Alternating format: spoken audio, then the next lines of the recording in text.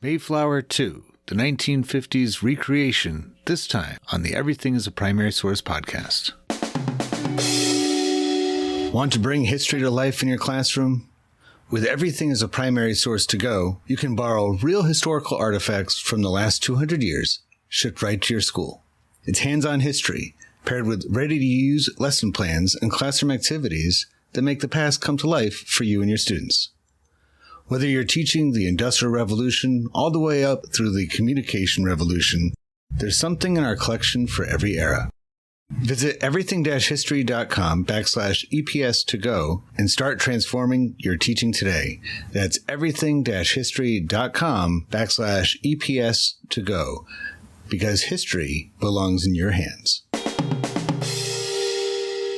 Welcome to the Everything is a Primary Source podcast, the show where we navigate history through popular culture. I'm your host, Eric Salmonson. I'm a social studies teacher, historian, and pop culture enthusiast. Each episode, I sit down with everyday people to discuss the media, objects, places, and events that shape us and reveal what they say about the past, as well as who we are now. The Everything is a Primary Source podcast is, therefore, your history, my history, our history through popular culture.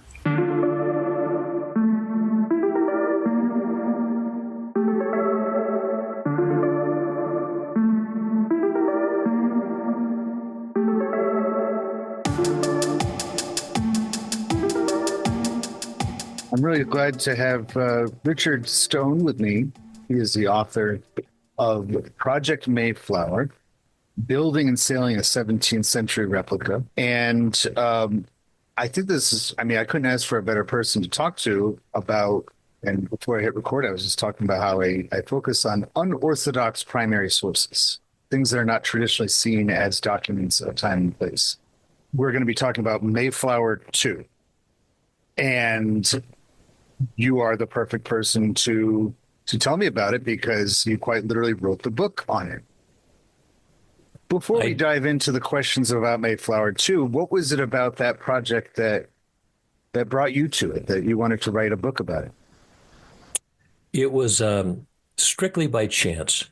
So I had done some work with the people that owned the ship. It's owned by a museum in Massachusetts called Plymouth Patuxent Museums. It used to be called Plymouth Plantation. And a couple years ago, the ship was refurbished, kind of renovated, and it was put back in the water in 2019 in advance of 2020 and the 400th anniversary of the sailing. And someone suggested that I go up to Mystic and meet a person that might be able to tell me something about the ship that I might not already know.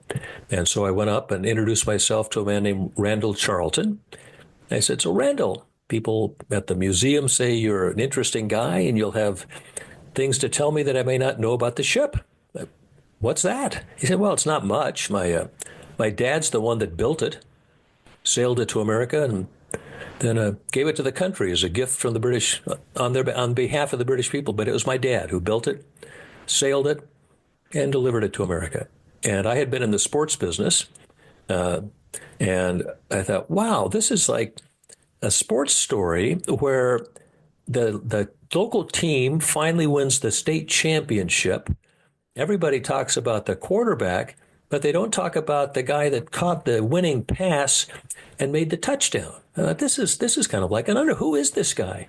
And so I started, asking more questions of Randall and who his father was, and it struck me as an underdog story. And so here's what turns out to be a British war veteran no one's heard of. And he gets this idea to build a replica of the Mayflower because it just seems like a great adventure. So there are two things going on here. One is that, and a lot of stuff happening at this particular moment in history for your listeners. First of all, this young man, he was in his early 20s when World War II broke out, and he happened to be on the staff of one of Britain's most famous generals, a guy named Bernard Montgomery. He was so famous they gave him a nickname. They called him Monty. And Monty was in North Africa fighting the Germans' most famous general, and one of the most famous, a guy named Erwin Rommel, who had a nickname too, the Desert Fox. So the Desert Fox is taking on Monty, and he is whipping Monty's butt. And Monty's going backwards and needs some help. And the U.S. sent Sherman tanks. This is before we got into the war. No strings attached. They just sent the tanks to help him out. And Charlton thought, wow, without that act of generosity, we would have been in a different spot. Monty was able to take advantage of those tanks, beat Rommel, and it changed the trajectory of the war.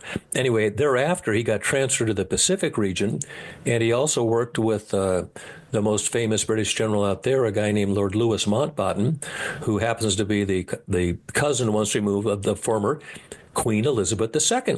And so your listeners may have heard of Queen Elizabeth. So he worked with Queen Elizabeth's uncle and with this really famous general, Monty. The war ends, and he thinks, we should thank America for what it did. I mean, look at the French. The French gave America the Statue of Liberty. What have we given them? What the Brits have given them, a briar pipe, tweed coat. We need to give them something more. We need to give them a gesture of gratitude.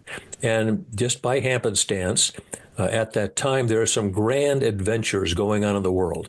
One of them was the conquering of Mount Everest, which captured the world's attention.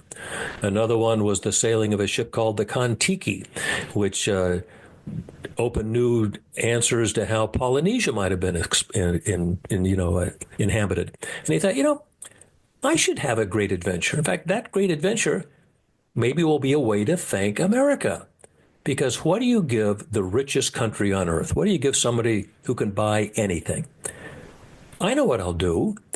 I'll give them a piece of their lost history. I'll rebuild a replica of the ship that sailed in 1620, inspired Thanksgiving, inspired the writing of the first written American Constitution, and we're going to be celebrating that next year in this country. Anyway, so that's what he did, and the story gets more adventurous from there. But it all really happened, and it is kind of a remarkable story that no one knows, because I thought the British government built it. And in fact, the British government, for half the project's life, did their darndest to scuttle the project. Interesting. I'd be curious as to why that was. I see it as it's a token. It's something that it can actually, because one could argue, and I would, that probably the biggest gift that the British have ever given to America would be, well, culture. We're communicating right now in their language. Yes. The model for government, the parliamentary, having a bicameral legislature was something that was appealing to the founders of the country and had already existed in a lot of different colonies during the British time. So I would put it as they gave us a nice running start to establishing, because those colonies, starting with Massachusetts Bay, or more specifically Plymouth, and then that eventually grew into Massachusetts Bay. It's something that I guess that's like the safest one. The thing that you could like token wise, because I can't think of anybody that could identify the ship that the settlers in Jamestown 13 years earlier rode and came to America on. It'd be hard to say we're going to recreate Jamestown, but with the Mayflower, that is a name of a ship that every school kid in America by the 1950s and even earlier could identify. And so We're going to take that token of history, and it's really the only one that really stands out and is prominent to most Americans that doesn't have any kind of animosity towards it. What you're describing, that post-World War II era, I think modern Americans have gotten too used to this idea of us being on very good terms with the British, having that special relationship that Winston Churchill referred to as. And he himself could have even been seen as a bridging type figure, considering I think it was his mother was American and his father was British. And so, he has this concept of and even before the United States got into World War II, he would give that famous speech of "We will never surrender," and he's saying, and you can understand him because he mumbles a lot and has that very thick accent, but he says something to the effect of, the new world will come to the assistance of the old, where it's only a matter of time before the Americans will enter this conflict just as they did the previous one. And so it's like this Mayflower concept of let's make another Mayflower and let's give it to the Americans. And I know I'm rambling all over the place. Let me see if I can streamline a little bit more. No, you're doing very well, and I'll pick up on this once. Keep going. Yeah, so we're familiar with the post World War II onwards, as far as like we're trading things back and forth with the British constantly and prominently. We know each other's music, we know each other's film stars, we know each other's style of food. It's going back and forth across the Atlantic. But that hasn't always been so. It wasn't something that has always been there for part of. I think it was when the Statue of Liberty was installed in the previous century. The British remarked, they said, "Isn't this perfect?" The French are giving the Americans the Statue of Liberty. Here's France that has too little liberty, and America that has too much. Right? They're kind of looking down their nose at both of their allies. We haven't always had this great relationship with Great Britain. And that was something that came out after World War II. And I can see that the Mayflower, if you're searching through the annals of American-British relationships, and you're like, what can I give them that is not going to be political, that's not going to be bringing attention to negative relations between the country? Oh, the Mayflower.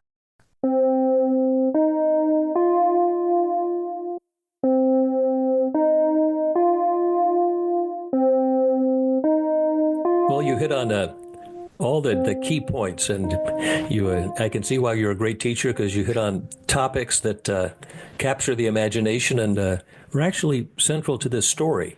One of them was why this ship? Why in the world do you remember Mayflower when the first British colony was Jamestown? Why don't people remember that ship? You hit on this idea of, really this concept of language, culture, democracy, all these things we get from the British. And Churchill summarized that in a statement following the war. He said, we're held together by a special relationship. And that became a term that is used to this day. Even when President Trump recently went over to see the king, it was all about this special relationship. So that was something. It's an item that was built with one intention, and then halfway, once it was finally done, constructed, it ended up being used for an entirely different purpose, which is quite remarkable. And then an event happened shortly thereafter that changed the world more than this ship.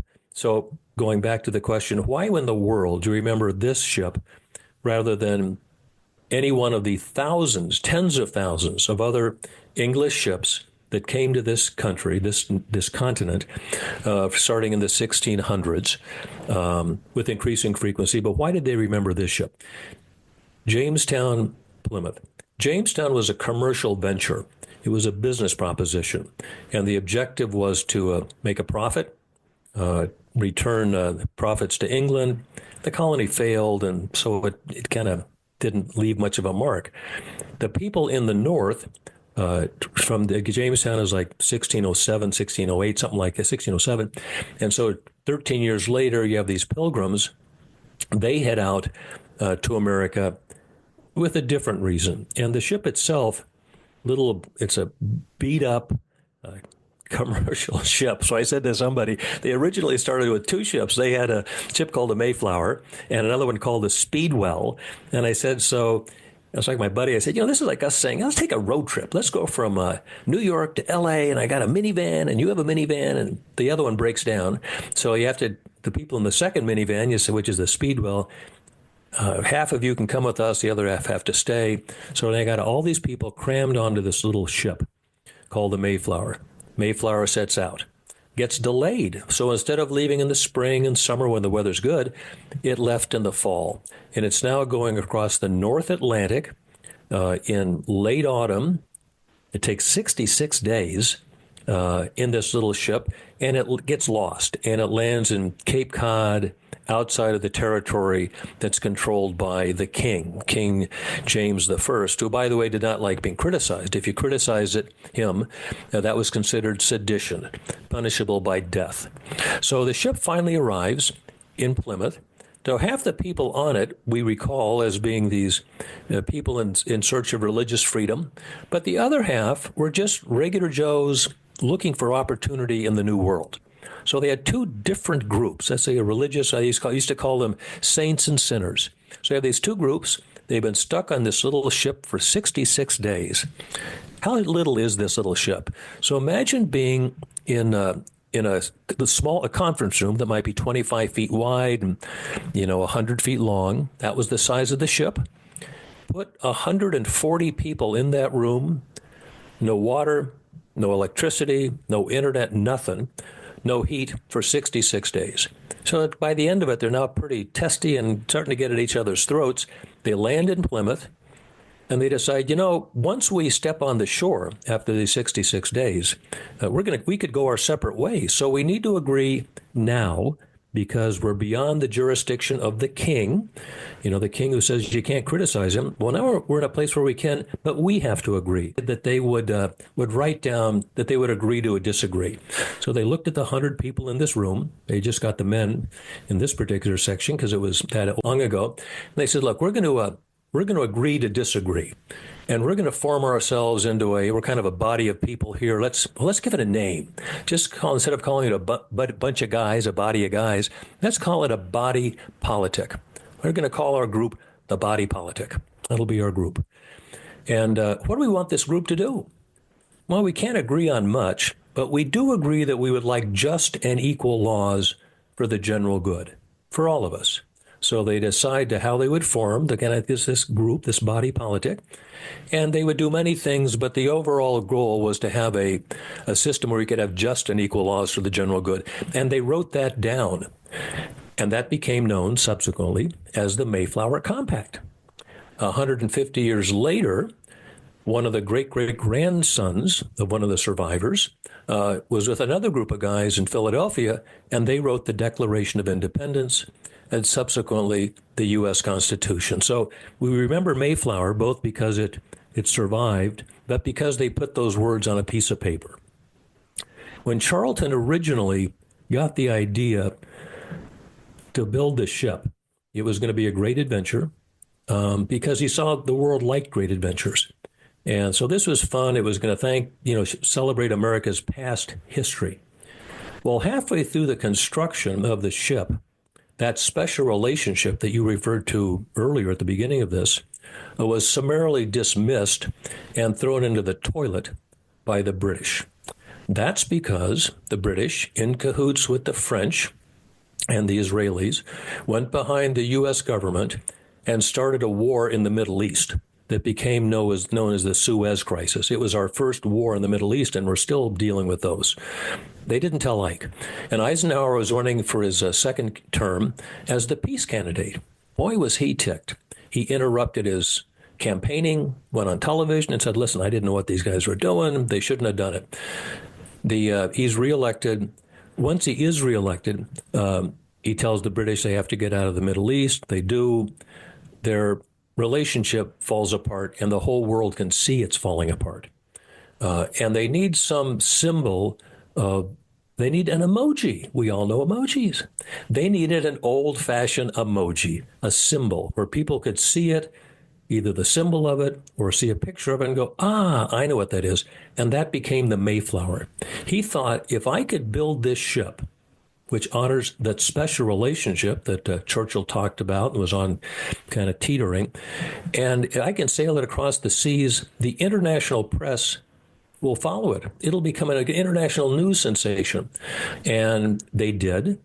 And when it landed in Plymouth, Massachusetts in June of 1957, a young congressman at the time, a guy named Jack Kennedy, John F. Kennedy, was running for re-election. He thought, I'll start a little bit early on the presidential campaign.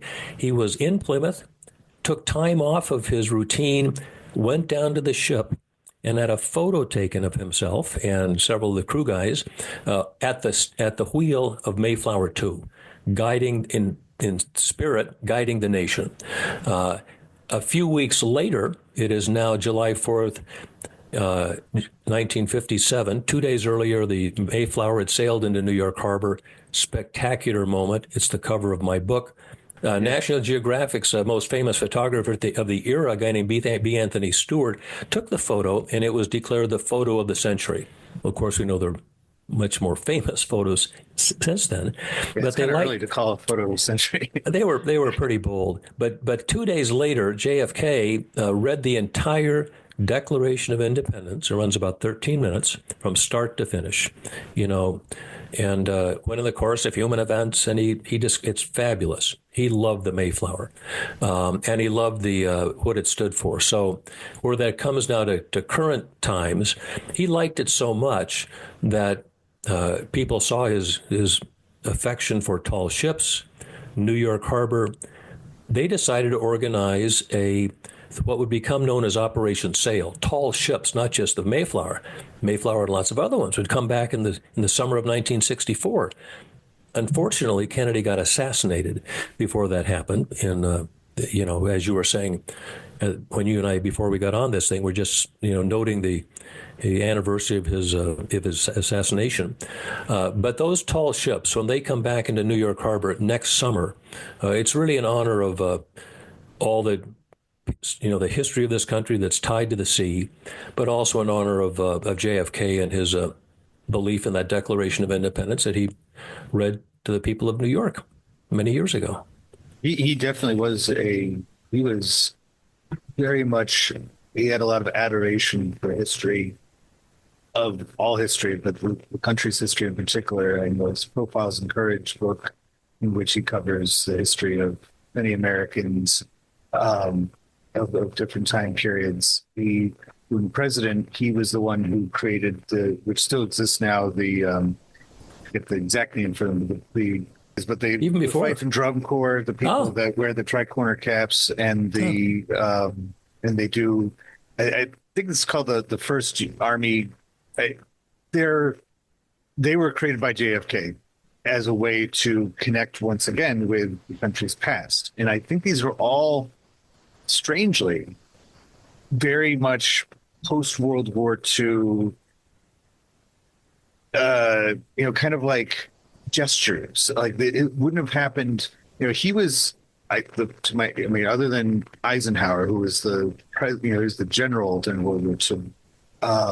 Kennedy he was in World War II as a veteran of the war, and identified correctly, with other veterans of the war. He was actually a fighting man more so than Eisenhower was.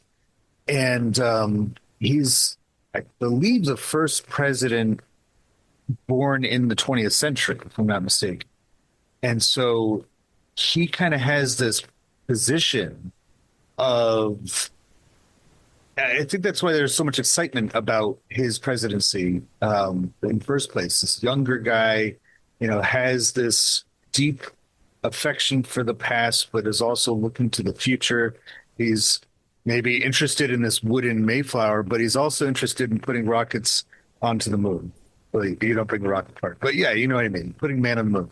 He has this perfect reach in both directions, and it fits the time period so well from the top down. And it seems like it's being shared on the other side of the Atlantic too, where it's like, okay, let's give ourselves challenges. We have just shown that we can handle our culture, our democratic ways, just demonstrated that they are superior to authoritarian, totalitarian countries in that last war.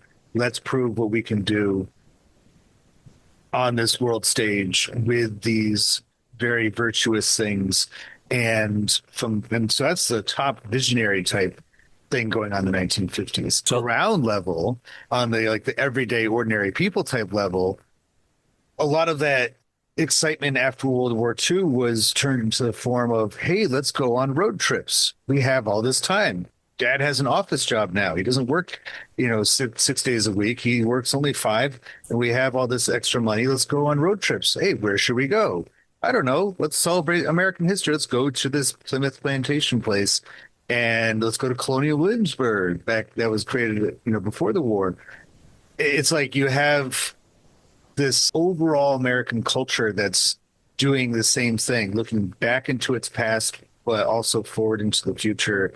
And I think Mayflower II is just kind of like the nice little cherry on top of the, at least for Plymouth anyway, their Sunday.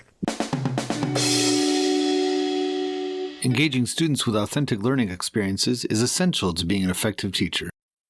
Here's the 2026 New Hampshire Teacher of the Year, Megan Philbrook, speaking about her experience with my primary source borrowing service, EPS2Go, which aims to do just that. Going above just our standards is really, really important to grab our learners and engage them. And I think that's what your kits really do. It's a museum in a box that comes to your classroom that makes our teaching lives so much easier. So once I had my first taste of your kits, I knew that there's something here that we social studies teachers really need to draw upon more. So that finalist visit is your last round to kind of show off and showcase what you can do and why you should be New Hampshire Teacher of the Year. And with my primary source kit, I would like to think, of course, that I definitely wowed the selection committee. There was just something in there for every single person that came to visit, and my students were right in the history, and you couldn't ask for more. If you'd like to learn more about how EPS2Go can bring an authentic history experience directly to your classroom, visit everything-history.com/EPS2Go today. So just, you had mentioned Kennedy and putting a man on the moon. That whole initiative, which is really, putting a man-made object into space, that's what triggered that whole thing. And the Russians were the first to do it. It was called Sputnik, and that happened 5 months after Mayflower. So in this year of 1957, which is still before the Beatles, in the spring of 57, you have the world looking back, celebrating this Mayflower voyage from 1620. Within months, the world changes. And a new era of scientific discovery is introduced when Sputnik, which weighed about 180 pounds, about the size of a large beach ball, was put into Earth orbit. That changed the world. And another thing that changed the world again that was happening at the same time, and you mentioned Churchill and the special relationship, when he spoke those words in a manner that everybody remembered for the first time. It was in Missouri following the war in 1946. He talked about two things that were going on simultaneously. It was the International Press Corps was there. Truman was there, the president. And he said, gentlemen, two big things are happening. The first is an iron curtain is falling across Europe, where the communist governments are trying to crush the forces of democracy. The Iron Curtain. He then said, but there is a counterbalance to that, a special relationship between the United States and the United Kingdom and Canada that will defend the world from democracy. So those two moments, communism, being seen as a threat, the Iron Curtain, and the special relationship became central. As we think of events today, you read the newspaper today, and there's in the headlines, we read about Ukraine. So Ukraine has been fighting the Russians now for several years. In 1957, a month after the ship was launched, the same thing happened. Russia saw England and France start a war in the Middle East. We know where that's gone. A month after that, Russia invaded its neighbor, Hungary, and crushed an effort to introduce democracy to that group. It was the first uprising in the post-World War II era against Soviet domination. And so you think of Ukraine, you think of what we did then, you think of Hungary, you think of the Middle East, and you think of using tariffs. So tariffs we now use to try to influence another country's foreign policy. That concept was introduced kind of on steroids when Eisenhower called the British Prime Minister the day after he was elected and said, look, if you want us to help you financially, you need to change your foreign policy. You need to get out of the Middle East and leave abandon the French. And so events happening today have their roots in the era, 1957, when the ship was sailing. Again, the ship's purpose changed. Originally designed and built to look retrospectively at history. How have we gotten here? Isn't it wonderful? And shifting to look prospectively forward. How do we go forward to navigate this? How do we maintain this special relationship? And I think as we look at this, the next year coming forth, America 250, where you talk about the Declaration of Independence and all of that, it's very relevant to this because many people consider that Mayflower Compact to be the first written American Constitution. And of course, the 250th celebration next year is to celebrate the 250th anniversary of the Declaration of Independence. But then it took 11 years before they wrote the Constitution. They wrote the Declaration in 76. They write the U.S. Constitution in 87. So it doesn't happen overnight, but the roots of that, kind of the prequel to American independence, go back to 1620 in this voyage. It's just I think it's pretty interesting to think that a wooden ship could be a almost like a playing piece on a board game in the Cold War. You always think about the U-2 spy planes and of course the space race, and you think about the arms race that was going on, big hydrogen bombs being developed and things. But a wooden ship is being demonstrated as, well, this is how our history of the Atlantic started. And this is a relationship that we still have that's going to, I like that term, counterbalance you and your development. I don't know if you're familiar with the movie Rocky IV.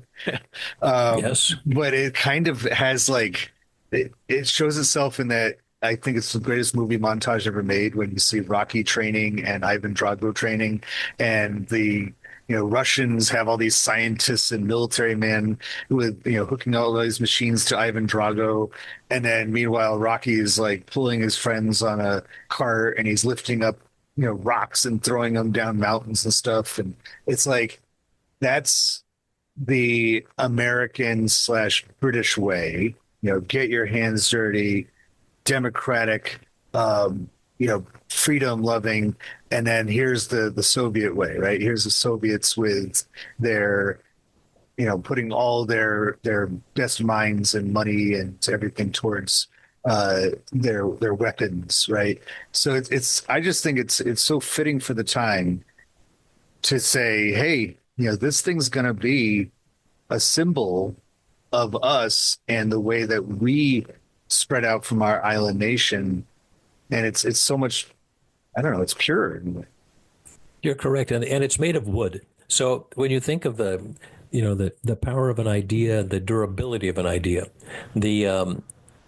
so the United Kingdom not only inspired the United States, but you also look at the other countries: Canada, Australia, New Zealand, India, South Africa, Singapore. There are, they have a great legacy globally of laying the foundation where the people in those then colonies were able to weave their own histories going forward. We, of course, wove our own history, which turned out to be quite dramatic and wonderful. But the power of an idea and nurturing it, I think, is important. You're hitting it spot on. That is our strength. Again, ripping things from the headlines, you look at the David and Goliath, little old Ukraine and mighty Soviet Union. One is powered by an idea, and the other one is powered by greed, ambition, and things that would be described as part of those 7 deadly sins.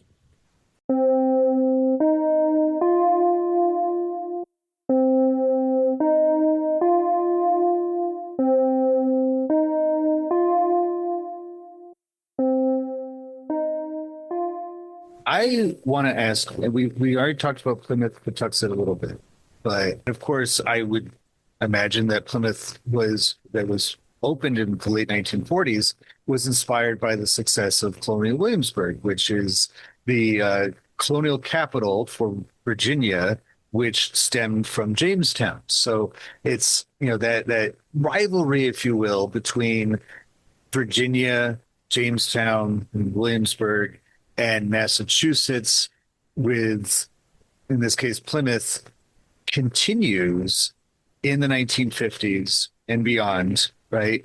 And these locations that are associated with it. Do you think that the actual physical place, at least for the American interests, there was two parties involved in trying to get this project done, Project Mayflower, Mayflower II.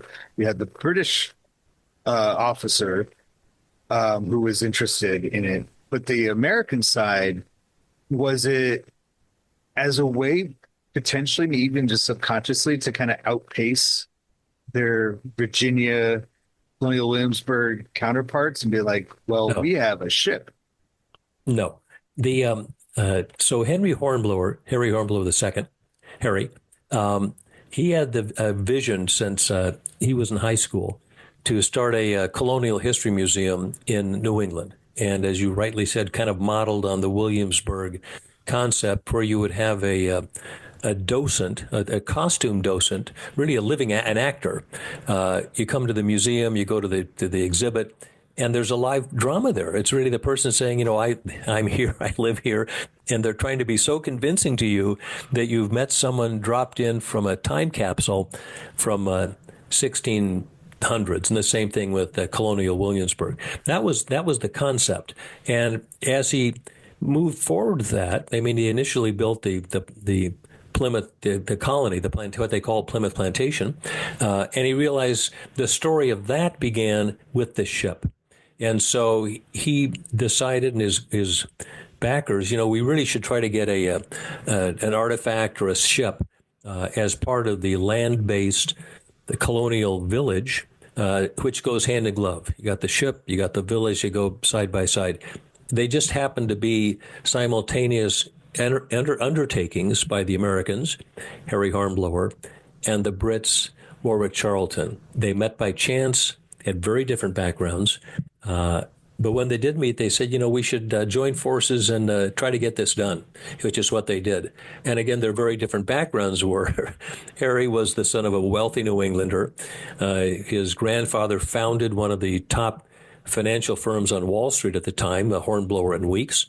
Charlton, in contrast, didn't even have a bank account until about a year or so before this project began. But he had a big idea. So one had a big idea and drive. The other one had a big wallet and a place where he'd like to invest a replica of of Plymouth, of the ship. So very different backgrounds. Hornblower knew that to build something you needed plans, and so he hired a very renowned and outstanding naval architect named William Baker, who made plans for this ship, and the plans were then donated to the Brits, and they did. The British said, listen, we will finance, construct, and sail the ship to America, and in return, you're going to provide housing, maintenance, and exhibition. That was the deal, and it worked out. If I was going to be, this might be stereotypical, but if I was to guess which of those two names, Charlton or Hornblower, was the British name, I would guess Hornblower, but he's actually the American one. Right, but he also sounds very English. I'm assuming his history is English, his heritage probably. So Hornblower, his family went way back. They had been in New England for ages, and but he didn't realize that he died before it was learned that he was a descendant of one of the original signers of the Mayflower Compact, a guy named Hopkins, and Stephen Hopkins. And so he had connections, but and of course there's a great fictional hero called Horatio Hornblower, who was a seafaring captain, C.F. Forrester, hugely popular for ages. So actually when they launched the ship, Harry sent a note to the folks in England and saying, congratulations from H. Hornblower. And everybody in the crowd starts to cheer and laugh. And they're thinking, of course, they're thinking Horatio Hornblower. Yeah. Somehow this fictional character has shown up. But it's not. It's just Harry needs a boat, needs that ship. That's funny. Well, like I was saying, I worked at a living history museum. And one of the times that we had a conference there of living history, what we call first-person role players, what we call ourselves. When the Plymouth Plantation people, Plymouth Patuxent Museum people came to the conference, it was almost like, well, I'll put it this way. It was cool because one of the keynote speakers was the guy who played George Washington at Williamsburg. So it was like the all-stars. And then we had the Plymouth Plantation people were like, wow, you set the standard, because each of those kinds of museums has its own set of rules. Ours followed the Plymouth rules, and that was we cannot leave our time period. So I was in 1777, Revolutionary War Tavern, and I would routinely be able to size up people's understanding of the Revolutionary era when they walked in. Some people thought that I was a pilgrim, so they're about 150 years off. Other times people thought that I was a pirate, which I don't know why. But, and you know who was always the group that as soon as they saw me, started talking to me and not trying to get me to break character or anything like that? It was always British people. British tourists were fantastic. They just put themselves right into the time period and we're totally comfortable doing that. And I'm kind of curious, maybe this is all kind of like folds together into something that, and I've been to England, so I can confirm that it's not just one whole island of people role playing as in the 18th century. So it's not something that happens everywhere, but I think it's just something to do. Maybe it's their theatrical past as a culture, people are just interested in that kind of thing, or maybe it's just their overall respect for that idea of like, you are trying to depict history, you are trying to depict the past, and so we appreciate that. And I'll just end this little segment by saying, and this connects directly to the Mayflower. In character, I was talking to a British woman one time, and I was talking about that we're connected, that our heritage is the same, because I knew that the family that I was representing was a real family, and the father had come from England in his own lifetime. So, she said, well, you're the courageous ones because you left. And I thought that, I'm like, that is so true, that the people who, especially in 1620, when there's absolutely nothing to assure you that you're going to be all right. And in fact, history proved that it wasn't all right for the vast majority of the people that arrived in that year to what we now call Plymouth, Massachusetts. It did take a lot of courage. And perhaps that's what Charlton was thinking about too, that he was looking at the Americans in the war with all of their courage. For America could have easily stayed out of that conflict, could have easily stayed out of the First World War, but didn't. They showed a lot of courage, and he wanted to perhaps give him a symbol of that courage by giving him the Mayflower. Do you think there's anything to that way of thinking?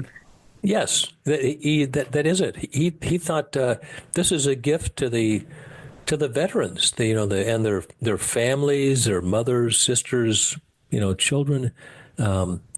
Thanking them for us just stepping forward. You're right. They didn't have. We had two vast oceans on either side of us. I mean, the Japanese, picked the fight in Pearl Harbor, and then after that, we, entered the war with Germany. There had been a lot of shipping that had been lost in the Atlantic, but again, it's like a brush fire. You can see the fire coming.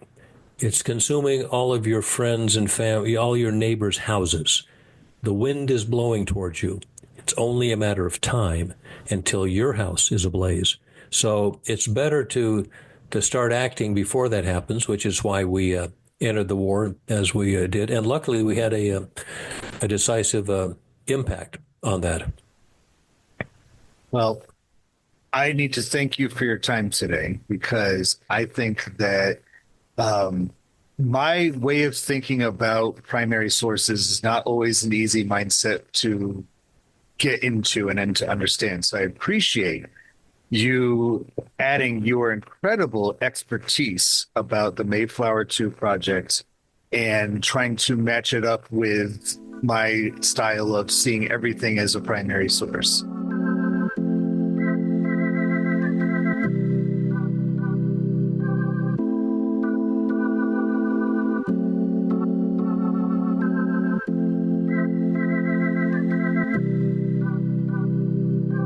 I'm curious, in all of your research and all the things that you did to get this story into print, what was your biggest surprise? What was something that you came across, whether it be a letter, a photograph? I saw in there you had a list of all the sponsors, people that provided food and different equipment for the ship. When you were doing your research, what was the biggest surprise that you came across about this whole project? The biggest surprise was a secret meeting between President Eisenhower and Prime Minister Harold Macmillan that was kept, the contents of the meeting, the subject matter was kept secret from the spring of 1957 until the publication of my book. That was the biggest surprise. Wow. So what happened is they had a meeting. They had a conference in Bermuda. It was called the Bermuda Conference. And all the world press was following it because the U.S. and Britain were trying to make up, given the rupture in relationships following the Suez Crisis. And the two leaders met twice in private. And on the at the end of the second meeting, on the 22nd of March, as they're leaving, Eisenhower goes, "Listen, Harold, before you leave, there are three topics that I think we are most important. I just got to get them off my chest to make sure we've covered them properly. One is NATO. NATO has kept the peace since the end of World War II, and it's essential that the two of us, Britain and America, keep a strong NATO. Secondly, we have to talk about nuclear weapons. Nuclear proliferation, nuclear weapons are a subject that could be the scourge of the world. We need to be together on that. And by the way, there's a third topic, this special relationship with us. The world thinks it's gone into the toilet. We got to fix this up." And sitting in the room with them happened to be the British foreign minister. And he leans across the table and says, "Well, we just happen to be working on something like that. It doesn't involve any nuclear material, but if it pays out, it'll have big dividends. We call it the scheme." So, the Brits, a lot of people don't like to call things what they are. Like, we never called the atomic bomb the bomb. It was the gadget. Well, the British called the Project Mayflower the scheme. So Eisenhower now hears about this scheme from the British foreign minister. When he returns to his office, a couple days later, there's a letter waiting for him from the chief of staff of none other than Bernard Montgomery, Monty's chief of staff, who knew Eisenhower from the days in the desert. I mean, they worked very closely together during the war. He said, "Ike, I just want you to know the scheme has come to fruition. Mayflower II sets sail in a few weeks. I've agreed to be part of it. I thought you'd want to know." And so in the middle of the voyage to the U.S., in the middle of the Atlantic, middle of nowhere, and out of the blue arrived 3 U.S. destroyers by order of Washington, one of which drops a launch over the side. They send over a boat. They gather photographs that can be used to promote the event once it gets here. And then, of course, when the ship does arrive in New York Harbor, what's sailing above them, and you can see them on the cover of my book and in the picture behind me, is a U.S. Navy blimp. So the utility of this piece of wood floating in the water turned out to be much greater than talking about past sacrifice. It really had to do with future common efforts and keeping the world safe for democracy. That was the biggest surprise to me, that secret meeting. I'm just like, thank you for sharing with my audience. And that's such a brilliant. That seems like that's what hinges everything here. It's like maybe that meeting is what turned just somebody's project into something It changed the tide of this thing. You're exactly correct. Because when they got back, where people may have said, "Well, it's just a skit, it's like, it's a publicity stunt," it's that all the comments that may have had any negative connotation were dropped. They were now all rowing in the same direction. Let's get this guy in the water. Let's get him out there. Let's leverage this this adventure for diplomatic purposes. That was the most amazing thing for me. Richard A. Stone, thank you so much for joining me on the Everything's Primary Source podcast. If people want their own copy of Project Mayflower, what's the best place to get it? This is, after all, the holiday shopping season's begun, I think. Holiday shopping season? It is available wherever books are sold. It's you can buy it on Amazon and any bookstore, Barnes & Noble. It's published by Lyons Press. It's distributed in both hardback and ebook by Simon & Schuster. And the audio edition of the book should be released by the end of this year. And thus, you'll be able to either listen to the book or read it in a ebook format like a Kindle or something, or a hard copy. But wherever books are sold in this country or in Europe, it's sold in the UK and in Australia. So if you happen to be a listener in Canada, go to your local bookstore and they'll have it also. Which by itself, that was pretty amazing to me. I guess the biggest thing amazing to me is that the Imperial War Museum in London, where they keep the Churchill Library is, they cite this book as offering a new insight into the Suez Crisis. And the Greenwich Maritime Museum, part of the Royal Museums of London, was among the first people to get a copy of the book and put it in their catalog, which was pretty stunning to me. But people do like the book. It's nonfiction. It's thoroughly documented. The bibliography is there. It's and the people that have read it seem to like what they've read. So I hope your listeners decide to get a copy or find it in the public library. I think they'll enjoy the story. I enjoyed the story behind the story, as it were. So thank you again for joining me on the Everything's Primary Source podcast. Thank you.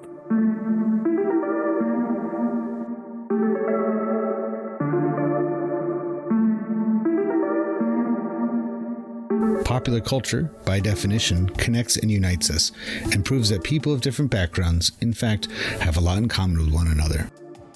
I hope you enjoyed this conversation, at least in part, for that reason. If it connects with you and you'd like to add to it, or any of the podcast episodes, just visit everything-history.com and search for the Everything is a Primary Source project, which can be found in the classroom section of the website. We'd love to hear what you have to say.